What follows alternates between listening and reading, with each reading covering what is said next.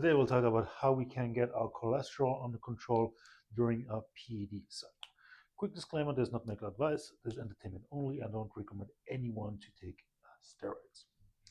All right, so when somebody takes steroids, especially oral steroids, they will oftentimes see their cholesterol levels deteriorate, meaning HDL, the good cholesterol, going down, and LDL, the bad cholesterol, going up. So this is concerning since these cholesterol particles can cause cardiovascular diseases when they build these plaque buildups in the blood vessels. So a quick description. So we have our blood vessel, and then we have the cholesterol that accumulates in these plaque formations, and this is basically narrowing the blood vessels and can cause cardiovascular diseases. So what happens? We have everything starting in the liver, and here we are producing a molecule called ApoA and ApoB. ApoA is the good one, ApoB is the bad one. Think of it like this. So ApoB is a protein found on LDL or VLDL particles, and ApoA is found on HDL particles. So it's basically the protein that tells our body this is LDL and this is HDL.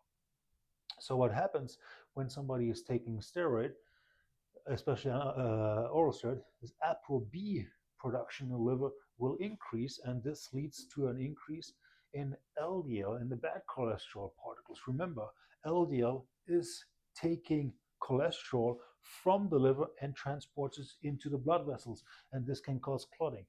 HDL takes cholesterol from our body and brings it back to the liver so it can be disposed of. So it's doing exactly the opposite. So HDL is a good one, acting like a vacuum cleaner.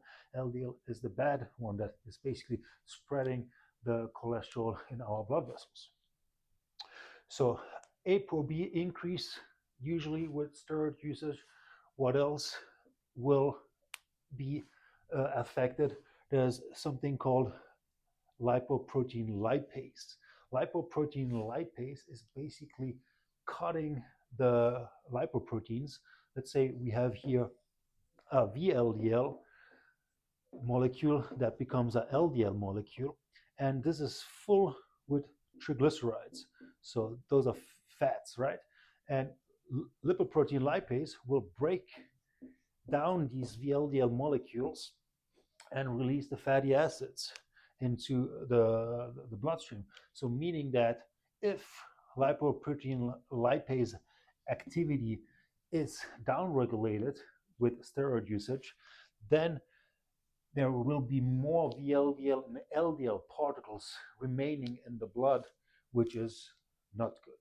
Okay, so these are the main mechanisms of how steroids can deteriorate the cholesterol profile.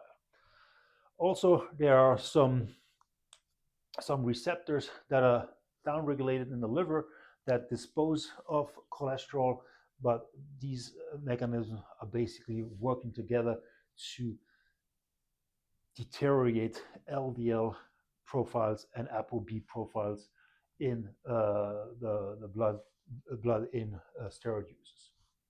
So what can you do to prevent this?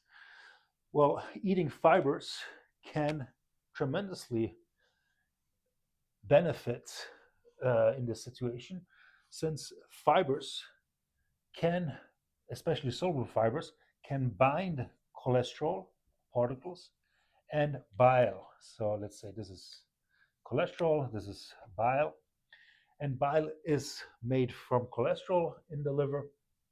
And since all this would be the soluble fiber, binds the cholesterol and the bile and prevents it from reabsorption in the small intestine, meaning this cholesterol, bile, and soluble fiber will be excreted in the form of feces from the rectum and not be reabsorbed in the small intestine. So we are getting rid of excess cholesterol this way. And if we are secreting more bile, then this means that the liver has to use more cholesterol to produce more bile. So this is also a positive cycle, meaning that first, cholesterol is secreted instead of being reabsorbed, and more bile is produced using even more cholesterol. Okay, so eating fiber can really help with getting LDL levels under or decreasing LDL levels. It all depends on each individual, but usually increasing fiber intake can lower the LDL values, and especially if somebody's taking steroids or especially oral steroids, they should monitor their HDL, LDL, but also their ApoA and ApoB levels, along with triglycerides. Okay, so a high ApoA can actually counteract somewhat a high ApoB, and a low ApoB can also mean that you can get away with a lower ApoA. It can also mean that a high ApoB can make you more prone to cardiovascular risk, even though your LDL is low. Okay, so keep that in mind whenever you want to assess your cardiovascular risk. Total cholesterol, HDL, LDL, triglycerides, ApoA, ApoB.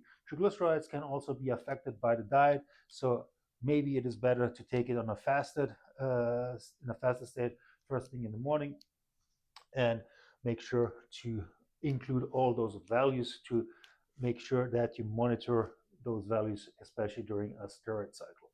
I hope this video was useful, and please let me know what you think in the comments down below. Thank you for watching.